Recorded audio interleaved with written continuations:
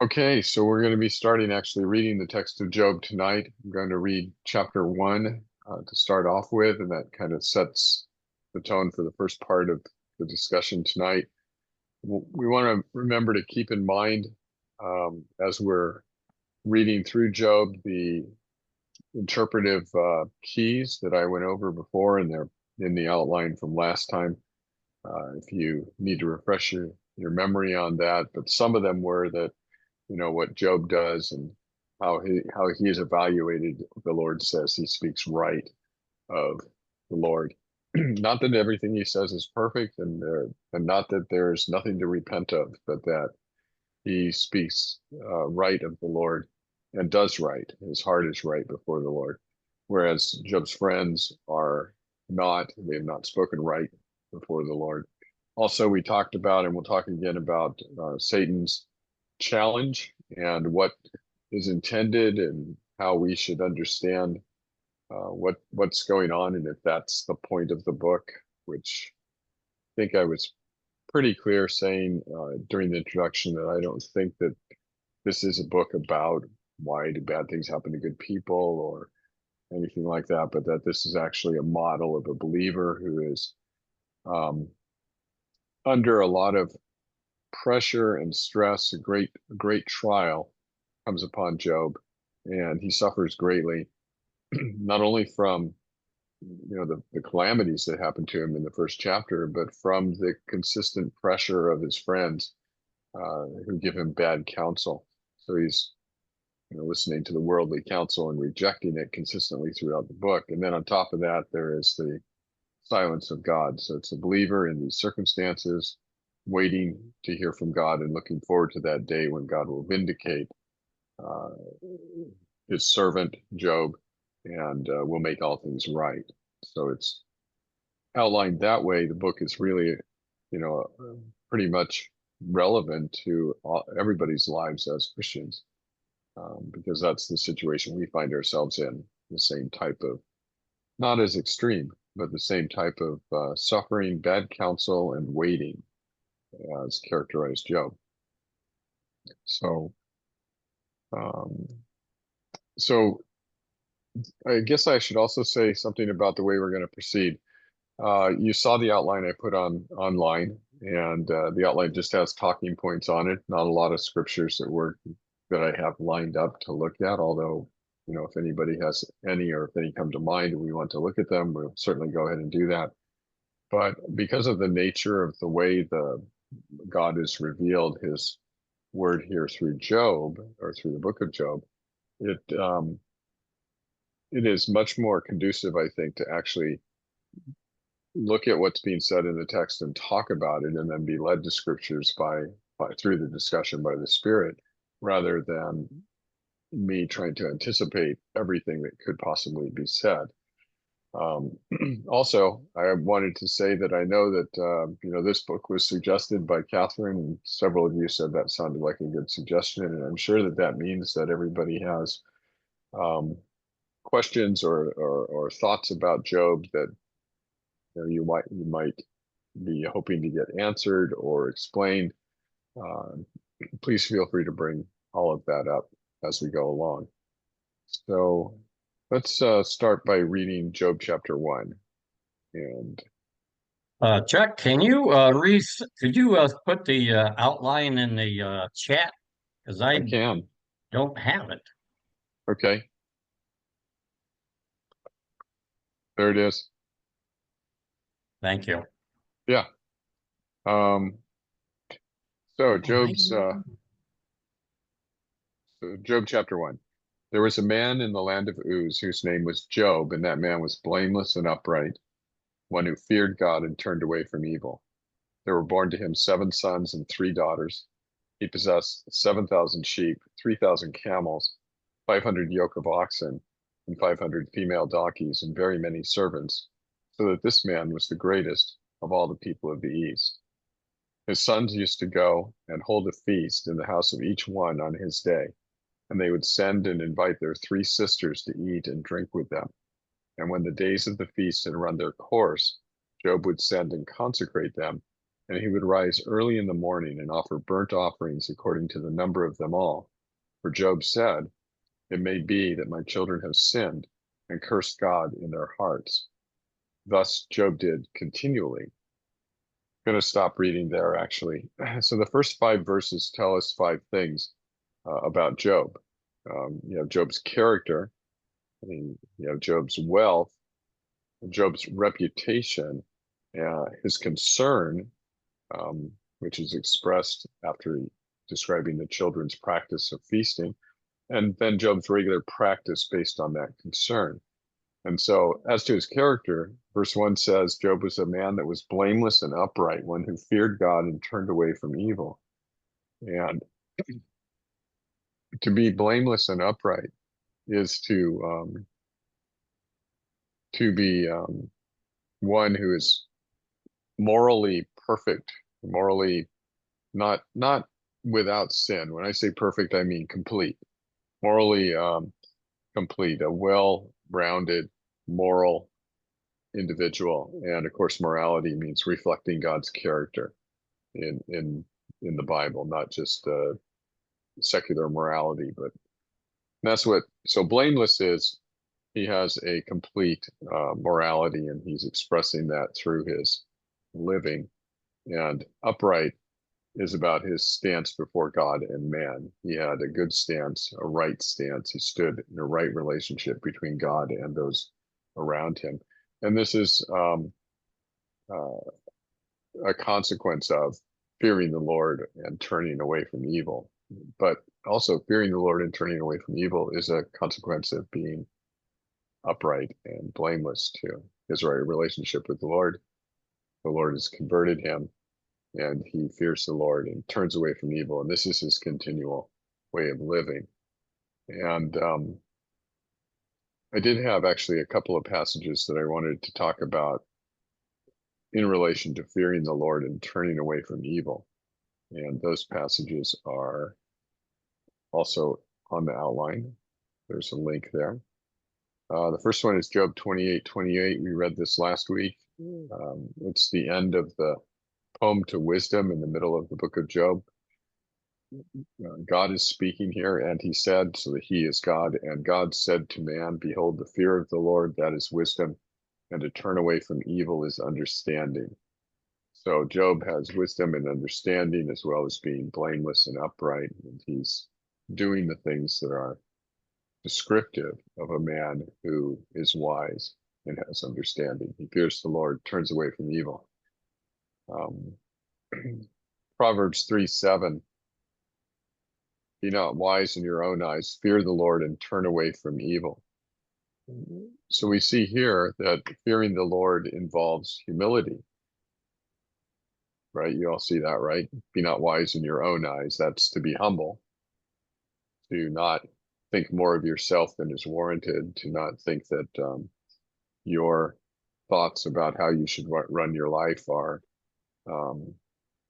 at least as good as God's, if not better, but to submit your own thinking to the Lord so that you can know what his thoughts are and then live accordingly. So be wise not in your own eyes. So Job is somebody who defers in his thinking and in his doing to the Lord. He fears the Lord. He humbles himself before him. And this causes him to turn away from evil. Proverbs 16:6. By steadfast love and faithfulness, iniquity is atoned for, and by the fear of the Lord, one turns away from evil. These things are related. A person who fears the Lord will have the character of the Lord. And one of the things the Lord is praised for in many places in the Bible is for his steadfast love and faithfulness. And he's steadfast to his covenant to us, to his people. And that shows his steadfast love and his faithfulness to us. But a person who fears the Lord and turns away from evil is also steadfast in their covenant commitments and in their love. And so Job loves his neighbor as he loves himself, and he loves God above all. And so this is, and he's faithful to the commitments he makes. And this is why he has, as we're going to read, such a great reputation among the people that know him. in Exodus 20, verse 20, the Lord has appeared to the people, or he's appeared on Mount Sinai, um, in smoke and fire. And you back up and look at verse 18, thunder and lightning. It says, now when all the people saw the thunder and the flashes of lightning and the sound of a trumpet and the mountain smoking, the people were afraid and trembled, and they stood far off and said to Moses, you speak to us and we will listen, but do not let God speak to us lest we die. So this is right. The Lord has given the Ten Commandments. He's given them to Moses, and Moses is delivering them to the people, and the people are in awe and in somewhat of a terror of God because of this phenomenon of, the earth shaking and the lightning and the trumpet and the thunder, and so they say what they say. But in verse 20, Moses said to the people, do not fear. That is, they're afraid for their lives. They've just said that, right?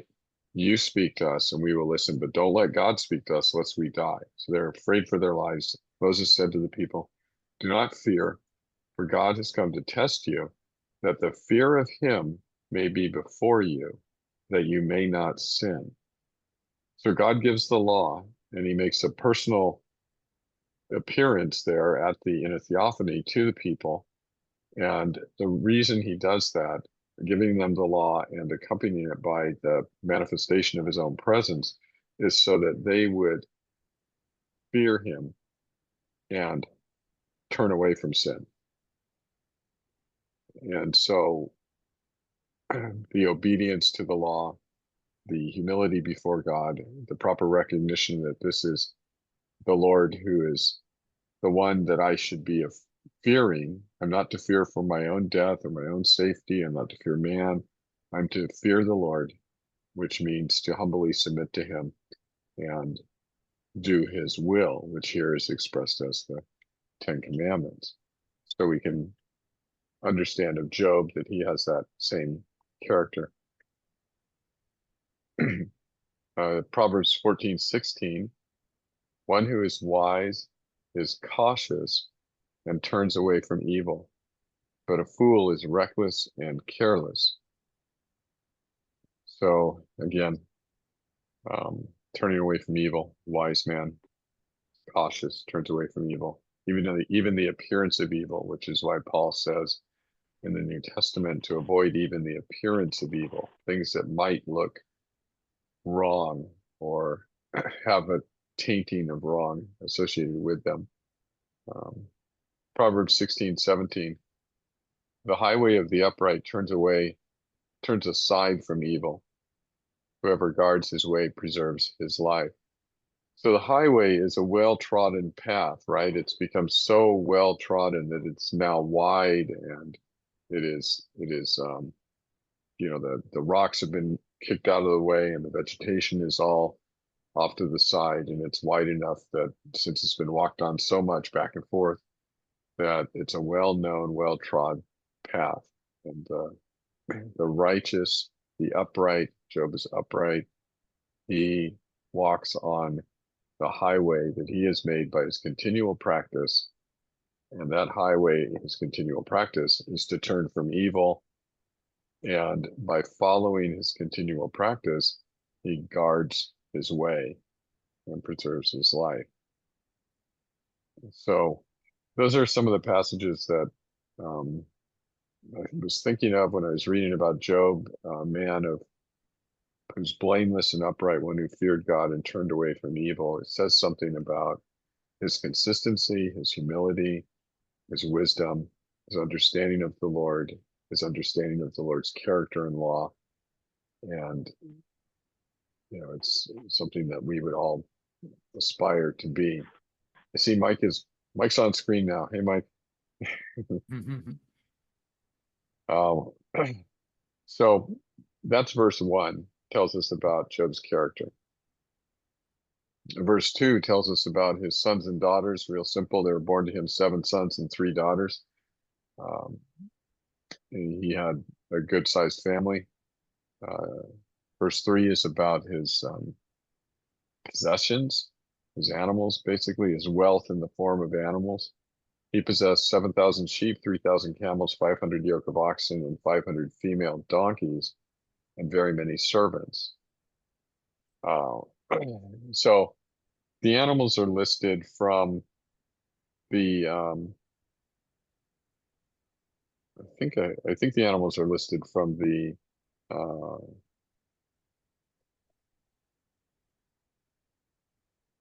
least valuable to the most valuable. I think that's how they're listed. And he has very many servants, and it says, so this man was the greatest of all the people of the East. And that should be understood, that reputation, or the greatest of all the people of the East, is not just a comment on his possessions. That's a comment on his character and his possessions. He was the greatest because he had this great character before God, and because God had blessed him.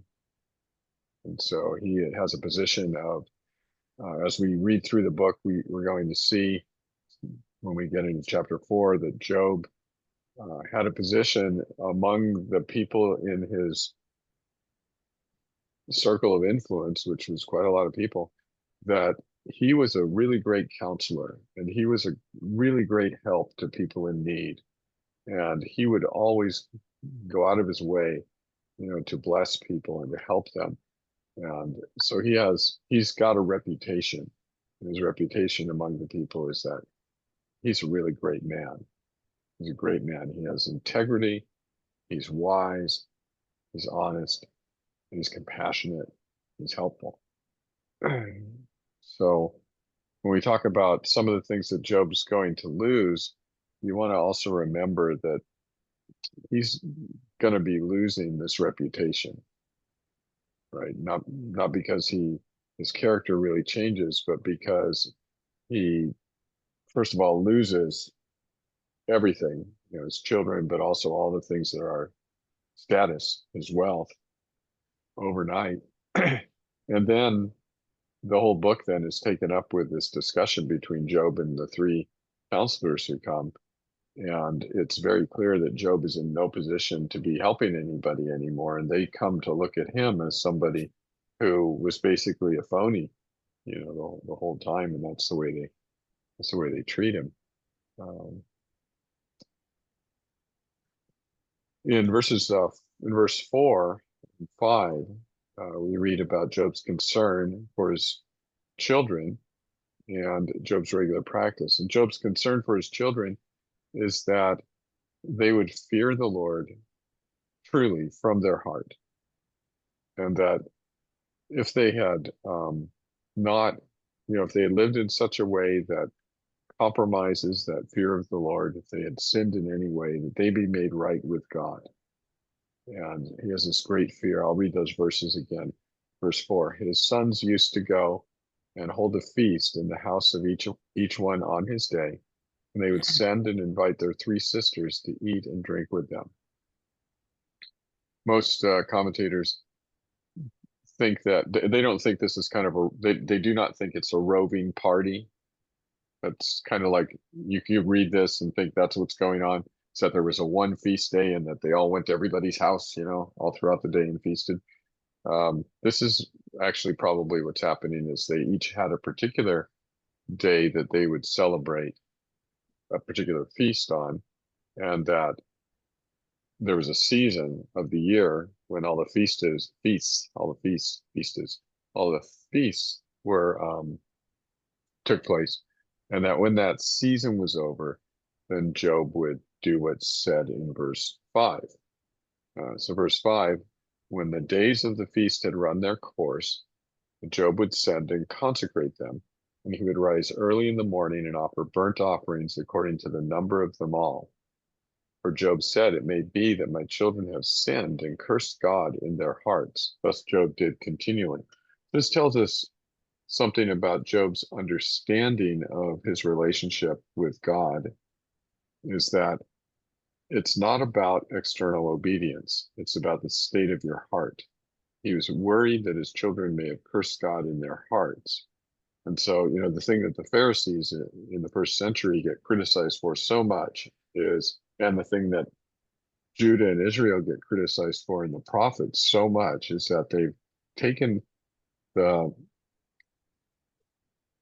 the obedience to the Lord and changed it into something which just is outward.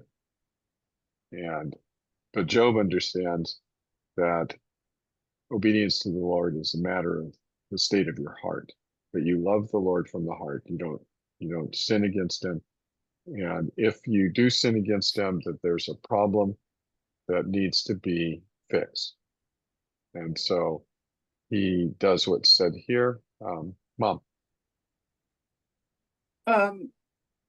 Was it a common practice among all the various peoples to do burnt offerings for sin against whatever god they thought they were worshiping? There were burnt offerings in other cultures. I'm not sure about the extent, but probably.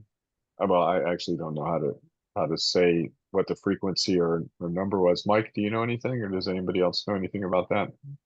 Okay, so their view of sin was different, and their view of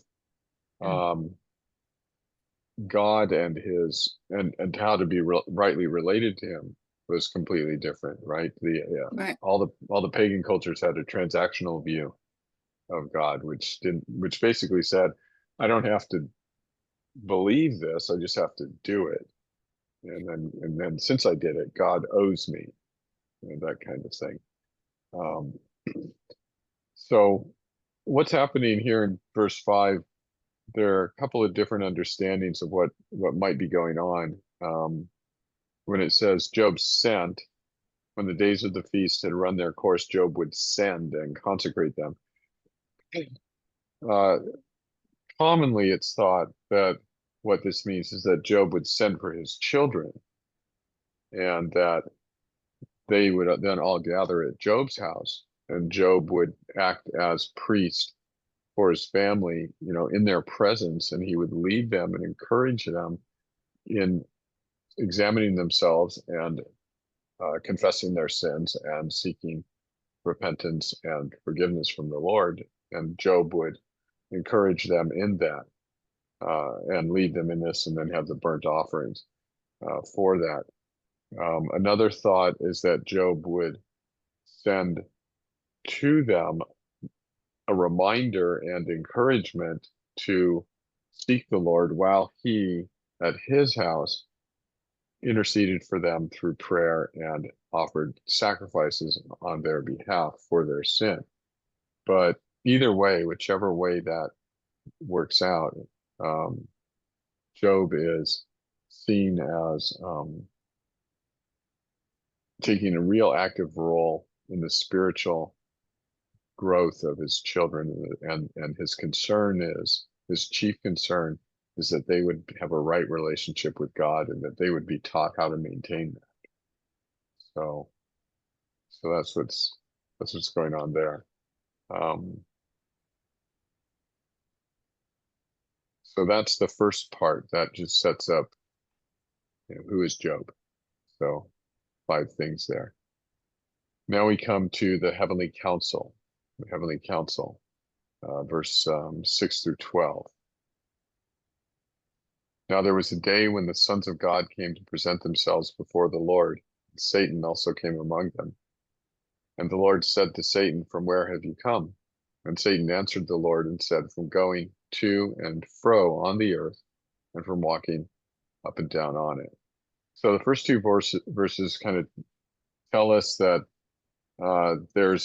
they indicate that there was what we might call a heavenly council, where God gathers with these people called the sons of God, and Satan is also present among them. And this idea of a heavenly council also comes up in other places in the Bible, where the Lord is seen gathering among him, or gathering to him his holy ones or his angels, and deliberating with them. And it's an idea which is kind of odd. I think we think about that and go, God's sovereign. Why would he need to do that? I mean, he knows everything. He's perfect. He doesn't actually need a heavenly council. Why would he do that? Well, he doesn't actually need us either, but he asks us to participate in our own sanctification and in our own following him. So, the Lord, it's a great blessing to be included by the Lord in any of his plans. So I want to look at 1 Kings 22. 1 Kings 22 and check that out because it has a heavenly council scene, and there's a couple other places, but we won't look at those. I mean, it's just mentioned in the Psalms, but 1 Kings 22 says,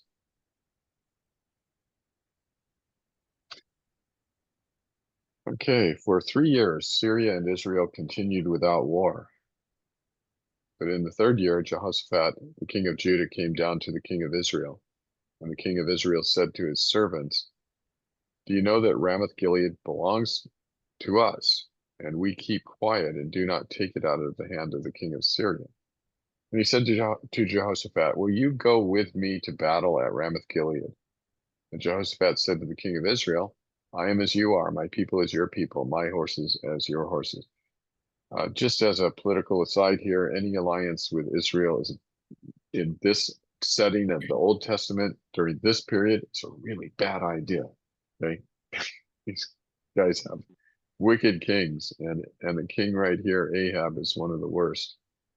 5, and Jehoshaphat said to the king of Israel, Ahab, inquire first for the word of the Lord. So Jehoshaphat says, yeah, I'll come with you, but let's see what the Lord has to say about this. Then the king of Israel gathered the prophets together, about 400 men, and said to them, shall I go to battle against Ramoth Gilead, or shall I refrain? And they said, go up, for the Lord will give it into the hand of the king.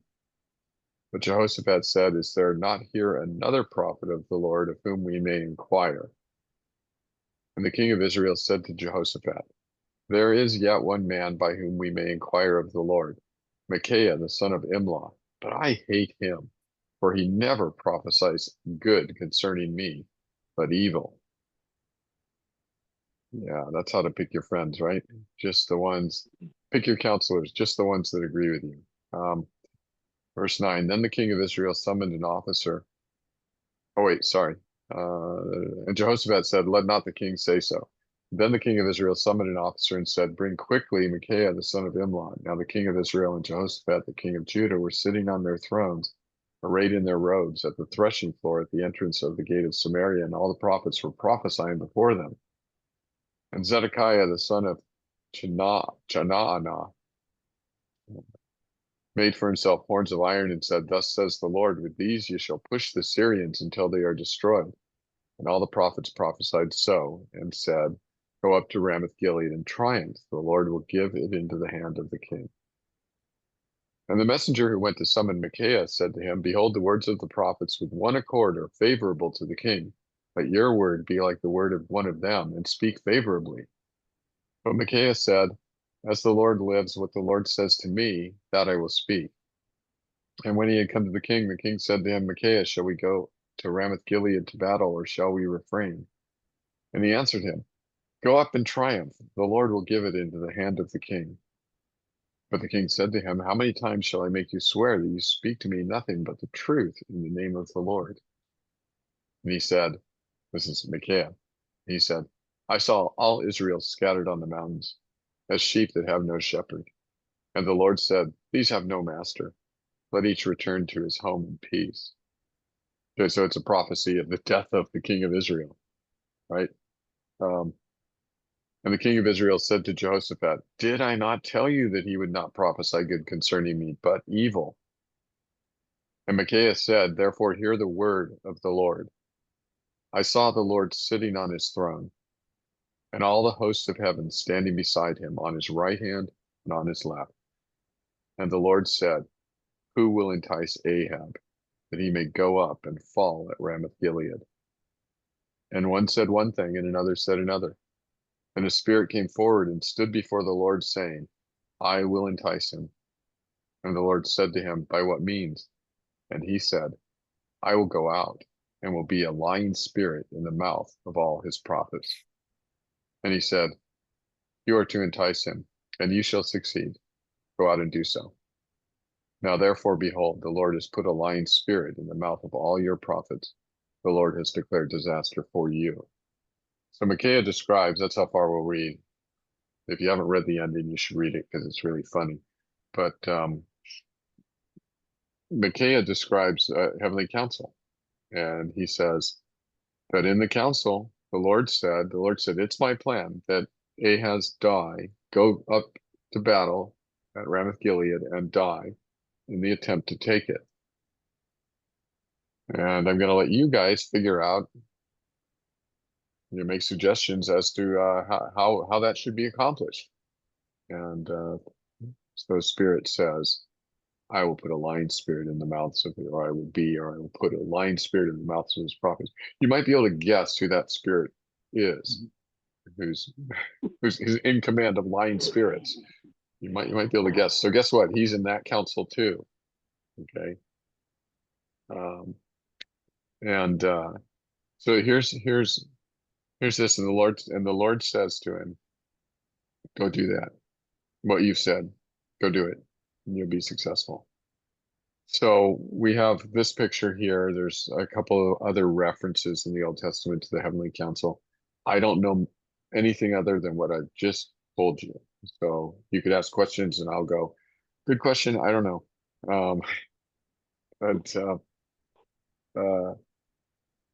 But that passage there is helpful, I think. So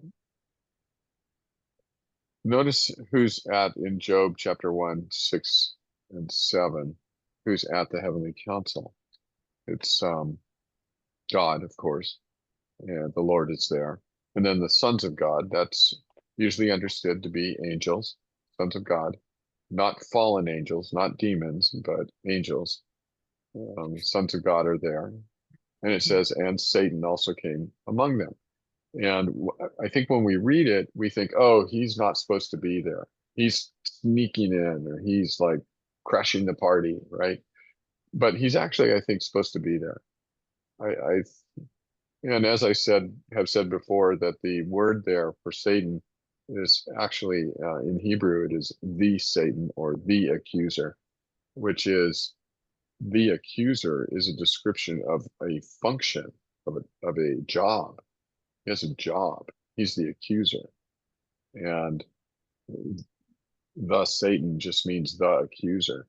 So he is there in the heavenly council. And when the Lord in verse 7 says, from where have you come from? He's starting a formal, this is the way you would start not an investigation, but he's asking for a report. You say, what have you been up to? You had a job, you gave me, there were some things in progress, and last time we had a council, you told me how it was going. And so now give me the update, what you've been doing. And so Satan says, from going to and fro on the earth and from walking up and down on it, which is probably part of his job description.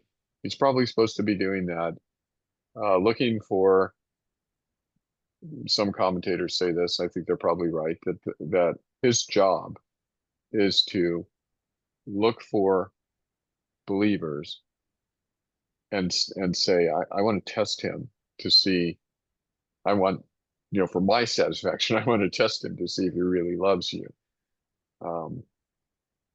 And so the Satan says, I've been, doing my job, going here and there, looking around. There's a similar book in the New Testament, or a passage in the New Testament, right? That Satan, like a prowling lion, goes to and fro all over the earth looking for someone to devour. It's a similar type of thing. So verse 8, and the Lord said to Satan, have you considered my servant Job? That there is none like him on the earth, a blameless and upright man who fears God and turns away from evil. Then Satan answered the Lord and said, does Job fear God for no reason? So Satan knows about Job. This isn't the first time he's heard of Job. He's familiar with him. And he says to the Lord, he's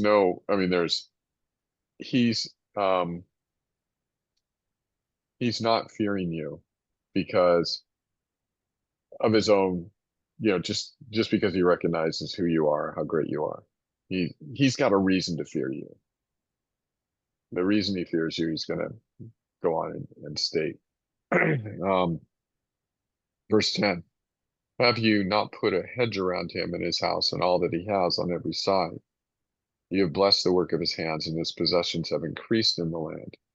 So this is true. These things are true.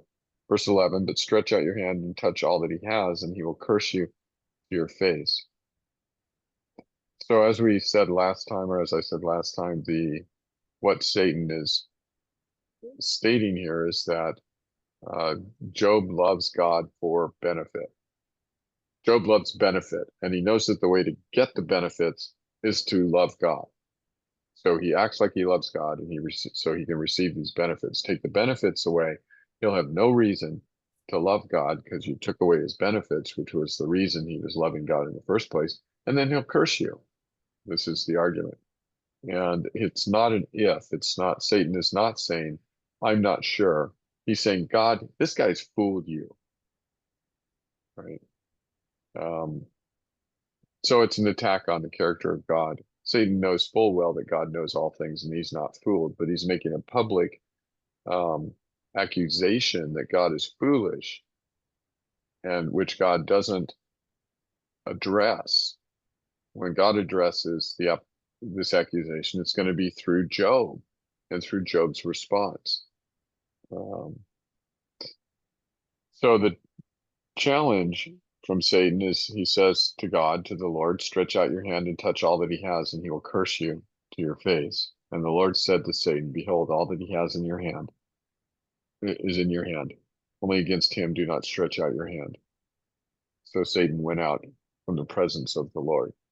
So very similar to the Micaiah incident, right? So the Lord has limitations, but he says to Satan, do your worst within these limitations.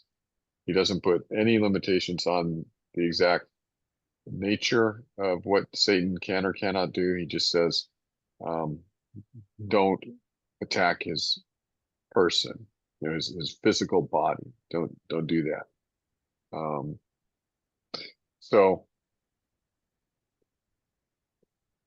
So now, I said last week that I don't really think that the Lord is allowing Job to be tested so that it can be seen that Job loves the Lord for the Lord, and not because Job might possibly just love the Lord for benefits. That's the reason that Satan gives. The Lord never actually states why he is testing Job. So we can look at two other passages in the Bible that talk about situations where people were tested, and maybe see if any of those might help us. But I think ultimately the answer to the question of why did these things happen to Job is not the question the book is designed to answer. That's not, God never answers that question. And because at the end of the book, right, God shows up and he basically says to Job, you're not me, and I'm here. And Job says, that's enough for me. Right? So God never actually answers the question of why is Job suffering? It's the only answer the book really gives is because Job's a believer. Because God points him out and says, look, here's my servant, which means calling him my servant means he's in covenant with me. He's a believer. He's upright. He's righteous, fears God, turns away from evil. See him there? Do your worst. Job suffers because he's a believer. Beyond that, the answer is not given. But let's look at these couple of other passages. The first one is in, I think it's 1 Peter chapter 1, 3 through 9.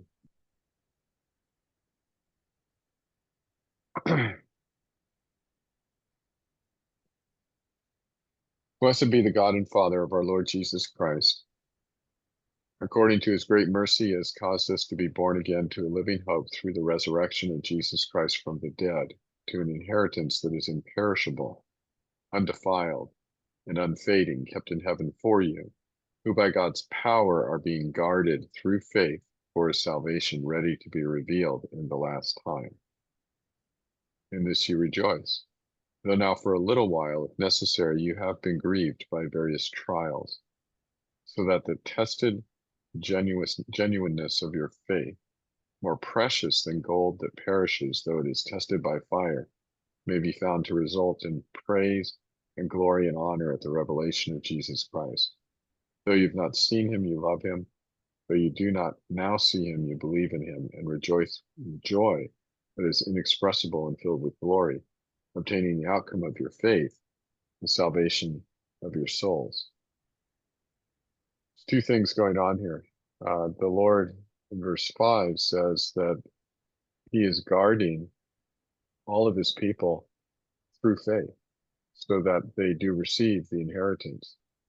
And this is the prior foundational statement that makes the second statement about you're going through trials, endure so that the tested genuineness of your faith can be seen and will result in praise to God.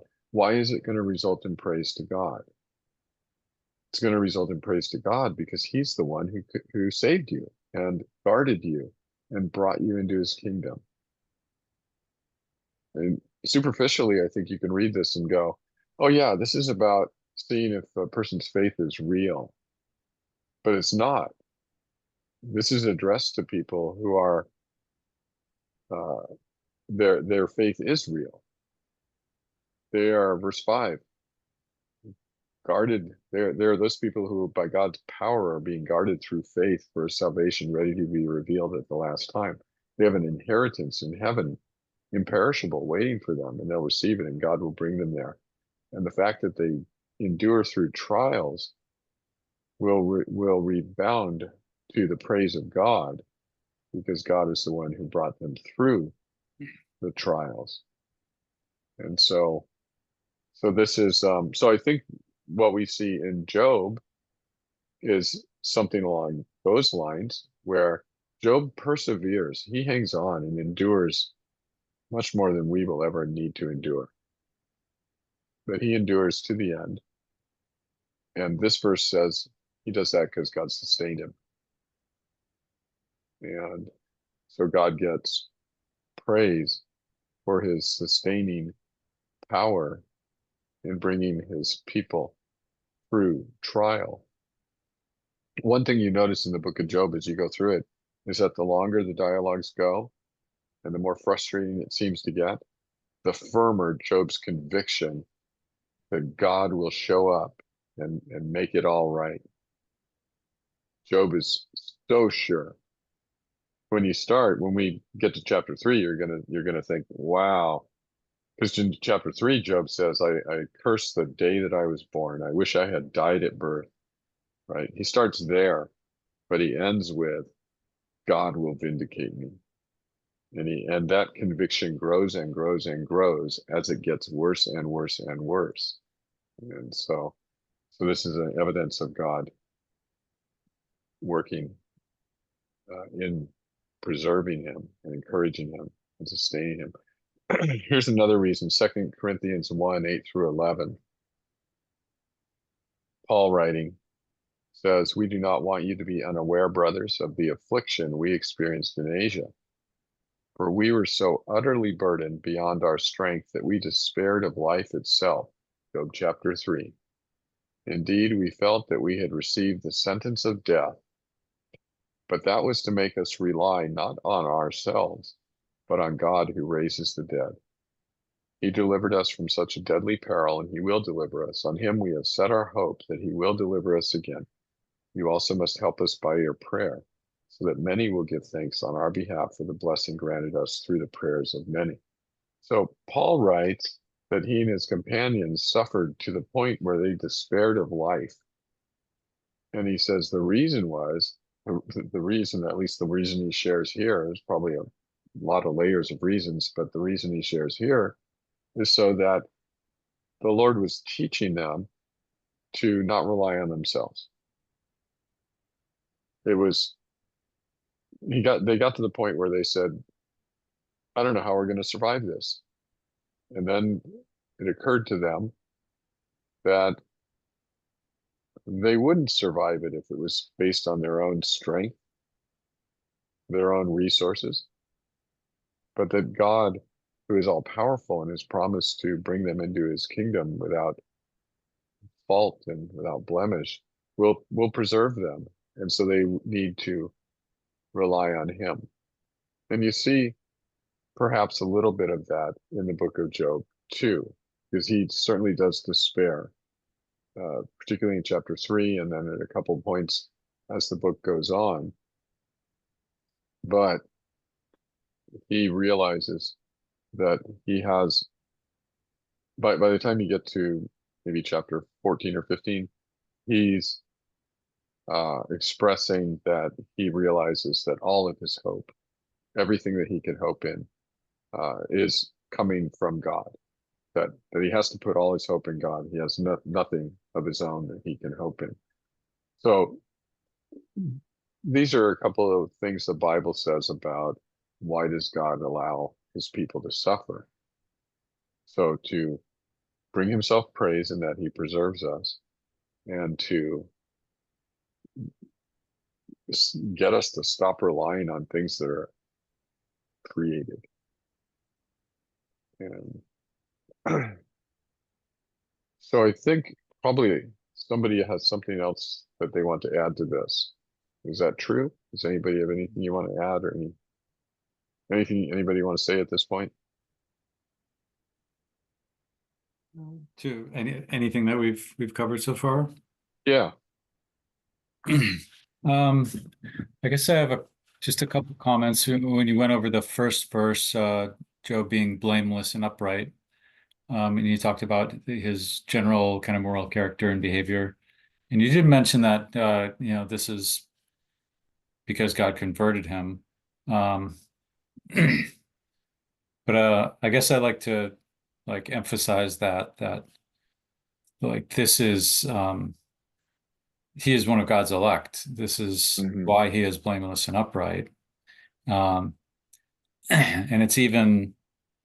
I think it's even emphasized when God offers to Satan, have you considered my, he's my servant. My servant. He's electing Job to this role. He's offering him up to Satan, essentially, in this role. He's chosen him for this role, right? So that was one point. I guess like a sort of just a minor side point would be how Satan describes himself as walking, what does he say? Walking to and fro along the earth. Reminded me of Cain after Cain kills his brother. That's what God curses him to do, is you shall be where does he say this? You shall be a fugitive and a wanderer of the earth. So this sort of identifies the reprobate line with with Satan and and I think I had one other I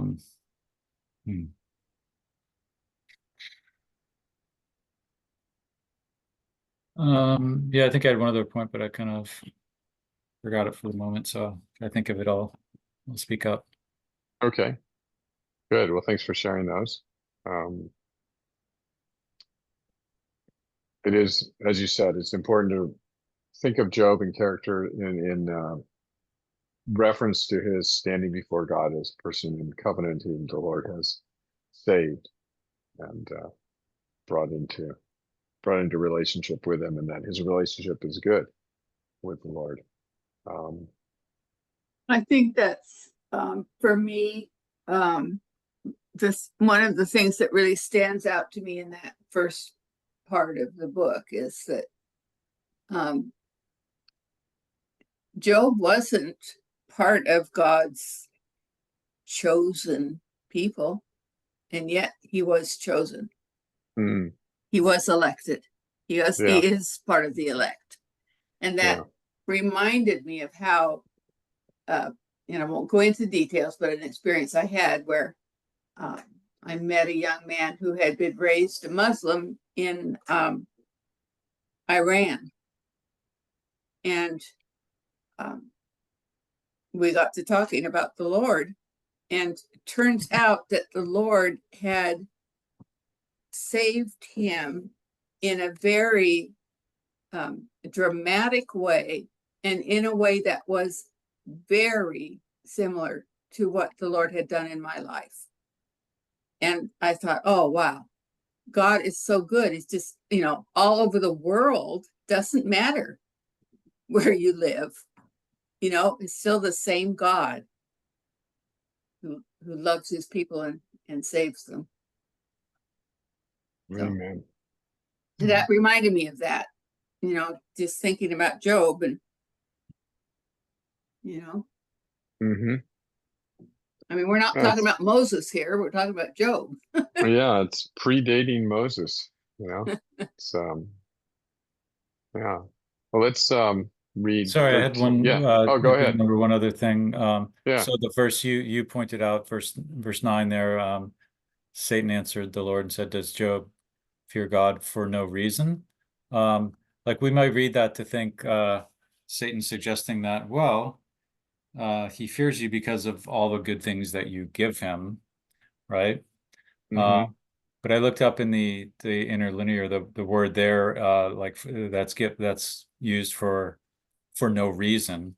It does have that basic meaning, but it also has the meaning of devoid of cost, like for no cost. In other words, it doesn't cost, not that he gets stuff and that's why he does it, Mm, but he's incurring no like cost for, he doesn't pay a price for believing in God.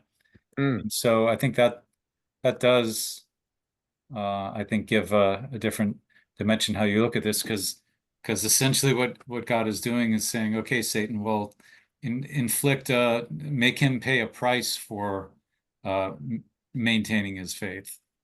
Mm. Yeah, I did not look at that. I had looked up that word, but in another connection because it's used again in chapter 2, where the Lord says to Satan, "You incited me to destroy him for no reason." He uses Mm-hmm. this actual same word, and it's a throwback to Mm. verse 9 here, where so but what you said, without cost, I didn't notice that, so thank you for bringing that up. That is certainly that would apply, Yeah, I it think. seems like, so the word can have both meanings. It seems like in this chapter 2 where God is using that more in the sense of for no reason, right? Right. But I think it's fair to consider in chapter 1 if Satan is saying that he doesn't pay any price uh, for his belief in you. He doesn't do it at a cost to himself. Right. Yeah.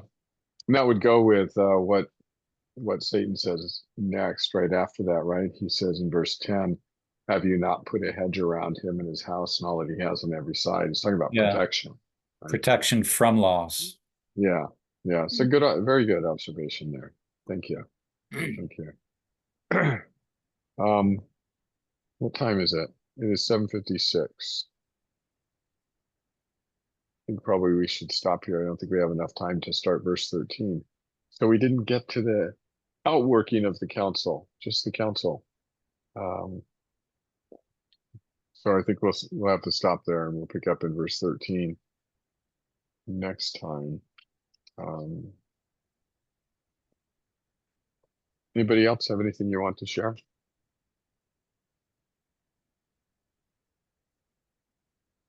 It's interesting to me,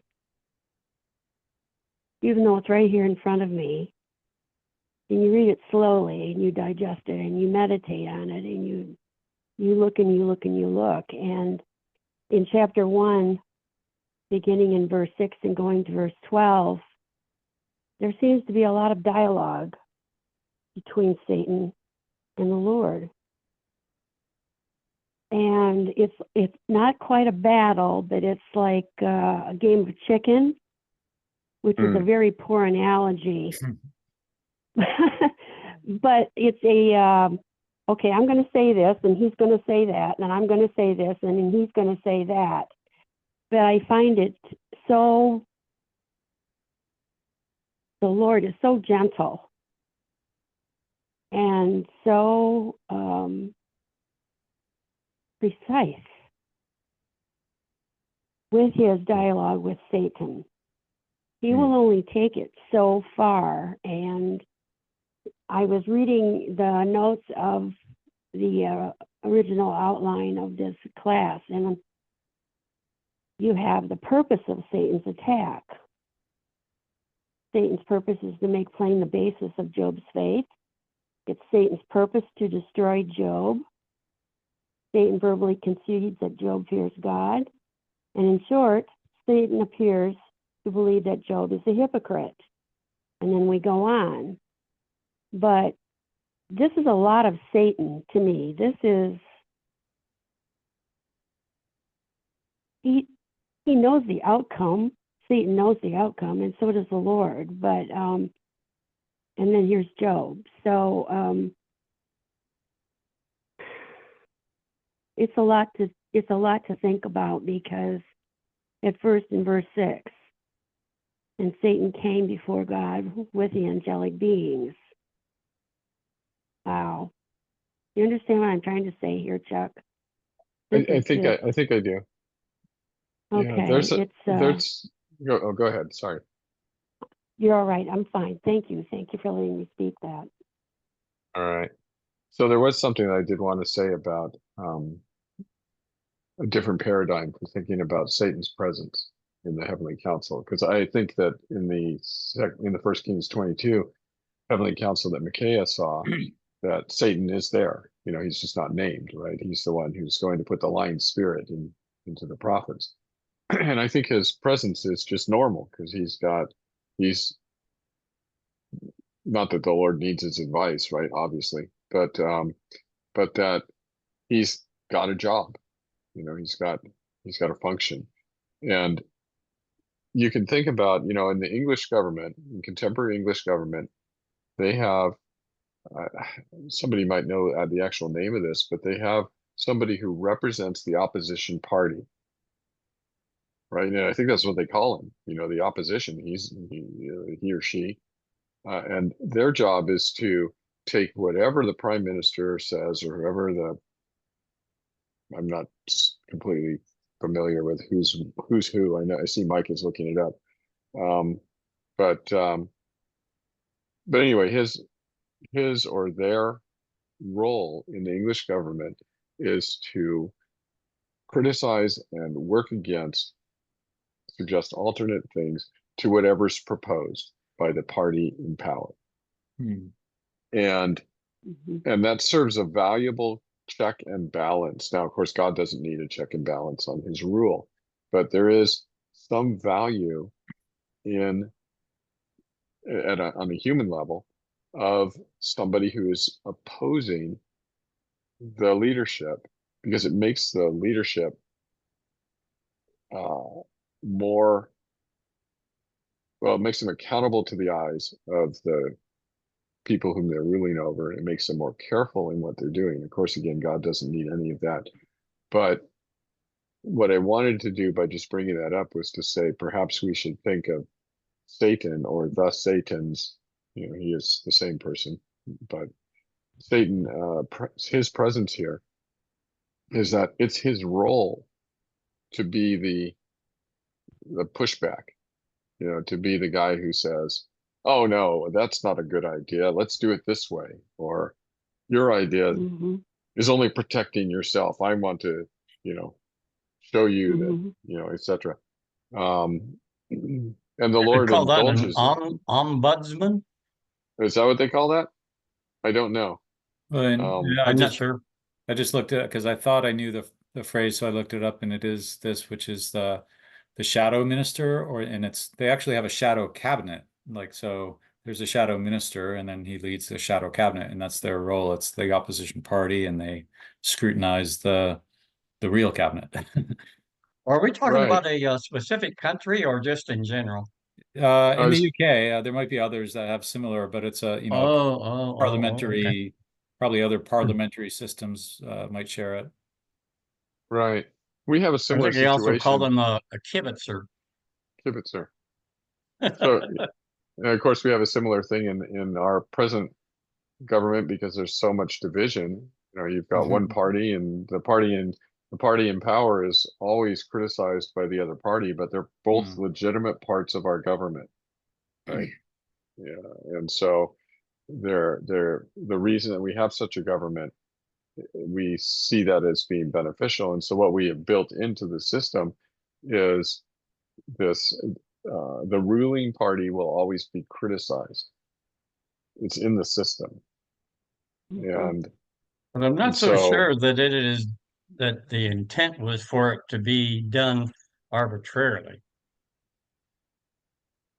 yeah, so I don't know what, I don't know what that's addressing. I don't know what that means.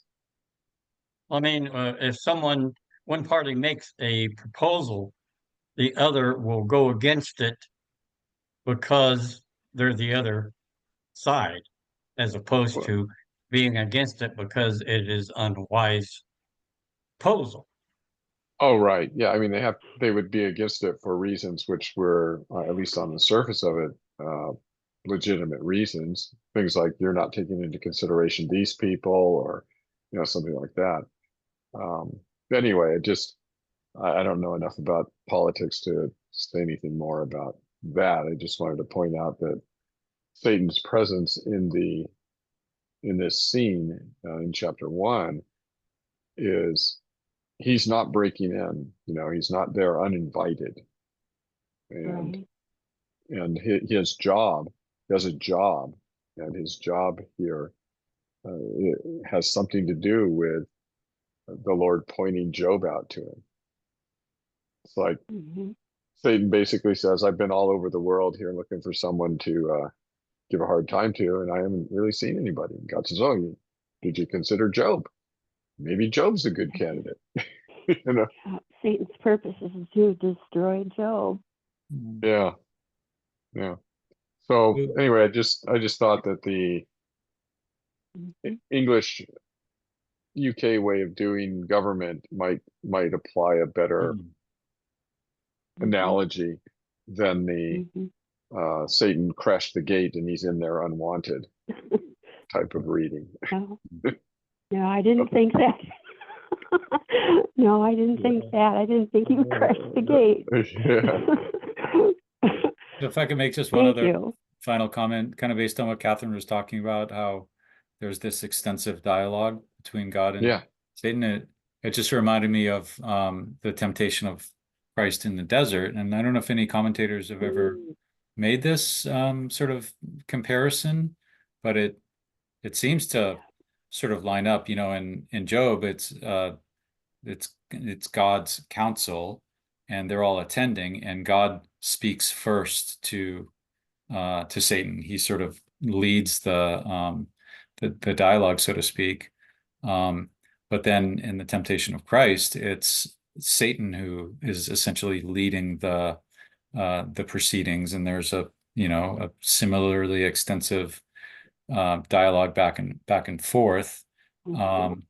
And in a sense, like Satan's kind of trying to do the same thing that he was doing to Job. It's as if the Father was offering up Christ to say again to Satan, have you considered my servant Jesus Christ? Yeah, there's definite parallels between the Mm-hmm. life of Job and the life of Jesus and the experience of being tested.